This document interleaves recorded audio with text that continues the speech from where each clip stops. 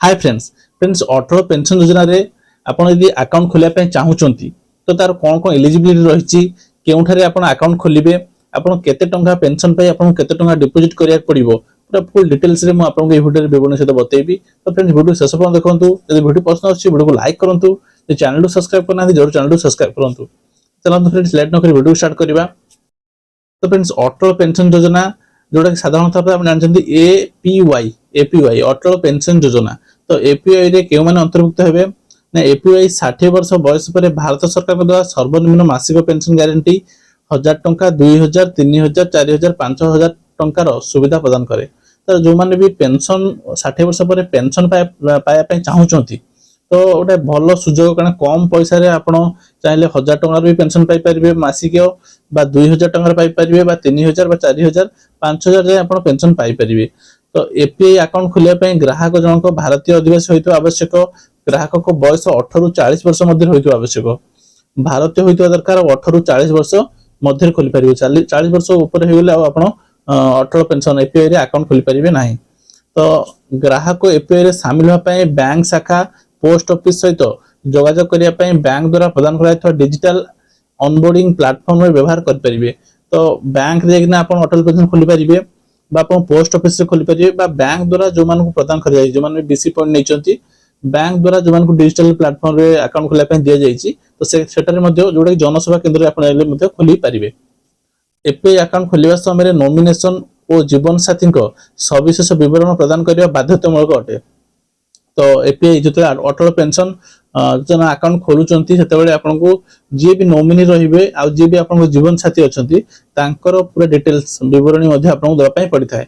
देय किस्ती परिमाण को मासिक बा त्रैमासिक बा अर्धवार्षिक भितरे सेविंग्स बैंक अकाउंट रो ऑटो डेबिट सुविधा माध्यम प्रदान करा जाय पारिबो। तो फ्रेंड्स आपन जो मासिका किस्ती मासिका देबे जो प्रीमियम टे ताको मासिक देई परिबे बा क्वार्टरली जोटा कि आपन 3 मास को थरला देई परिबे और हाफ इयरली हला 6 मास को आपन माने अर्ध वर्ष को थरला आपन देई परिबे। ऑटो डेबिट माने आपन ऑटो डेबिट ऑटोमेटिकली आपन बैंक अकाउंट रो आपनकर डेबिट होगिना कटि जीवो। तो 60 वर्ष बयस हेबा परे अटल पेंशन योजना रो तीनोटी लाभ कोन तीनोटी लाभ होछि ना ग्राहक को सर्वनिम्न 1000 रु 5000 टंका जीवन व्यापी पेंशन मिल परिबो। ग्राहक को मृत्यु पर तांको जीवन साथी को जीवन व्यापी पेंशन।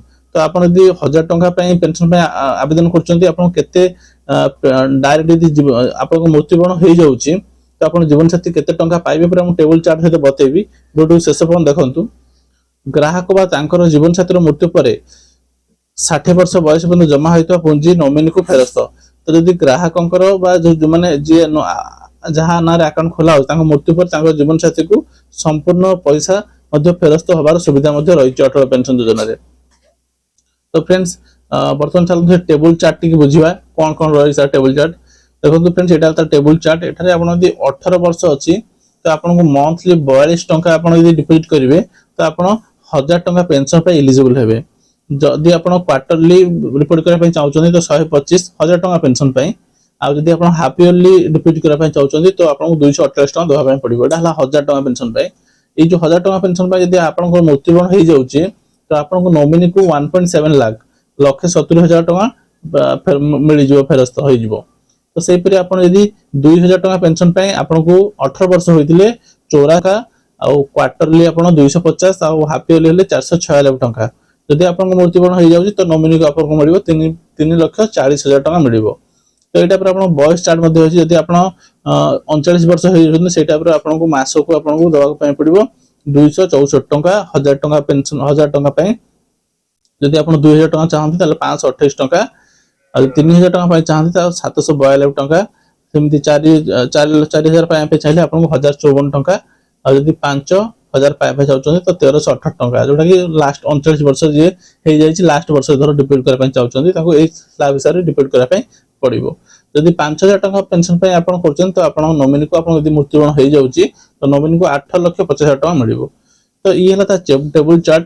तो फ्रेंड्स ए टेबल चार्ट को डिस्क्रिप्शन दे दोची आपण को बयस हिसाब रे आपण को पेंशन टी पई अप्लाई करे पई चाहउचंती ताको बुझी कि मध्ये आपण आवेदन कर पारिबे। पूरा सीधा सड़क अछि जदि आपनकर 25 वर्ष होउची आपण तो तर 5000 टका पई पेंशन पई आपण आवेदन करचंती तो आपण सीधा सड़क एठी पळाय आसीबे 5000 टेबुल भितर एटा देखो 376 टंका आपन मासक दवा पड़िबो 25 वर्ष जो मानकर यदि आप क्वार्टरली देवे सेटा तो 1121 टंका यदि हाफ इयरली देवे तो 2219 टंका तो एटा तार टेबुल चार्ट पूरा। तो फ्रेंड्स आशा करछि वीडियो निश्चित रूप आपन मानको हेल्पफुल हेतिबो। तो फ्रेंड यदि वीडियो पसंद आछि वीडियो को लाइक करंतु चैनल टू सब्सक्राइब करना जरूर चैनल टू सब्सक्राइब करंतु। फ्रेंड्स पुनी देखा हबो आउ कोन वीडियो सहित सेति पंत जय जगन्नाथ।